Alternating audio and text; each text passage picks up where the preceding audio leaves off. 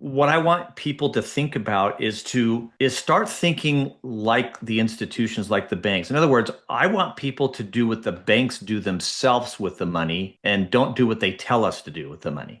Two different things. Traditional average advice is blindly give your money to a retirement plan at work or something that you know nothing about, right? And just hope that it works out. Hope is not a very good financial plan. Let's say you just put your money away and you think it's okay, and 30 years later, your retirement age and a 2008 hits, just like happened to us, right, with my story.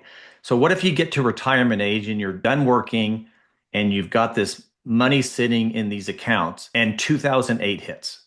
Like, is that a good time to find out that that plan didn't work? No, of course not. That would Okay. be terrifying. And I feel like that's why you see these elderly people working at Walmart as greeters and whatever their system was didn't work. And so now they have to keep working. Yeah, the traditional way of saving for retirement actually is not designed to work. It actually can't work. Number one, you can't possibly put enough money away because of the limitations of what you can contribute. And number two, it is not performed how they tell you it's performed. It's not a real number. The real number is way less.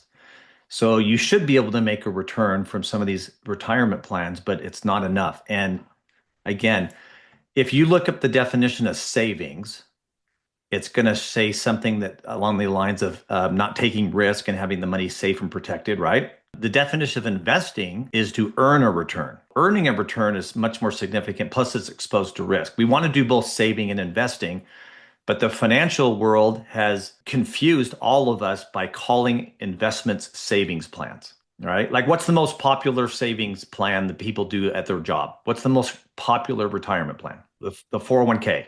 When I ask people who's managing your money, or do you know what the mutual funds are that are inside of that plan? Do you even know anything about those companies that you're investing in? And guess what people tell me? Yeah, no. They actually call those plans retirement savings plans. It's not true. That is actually a lie.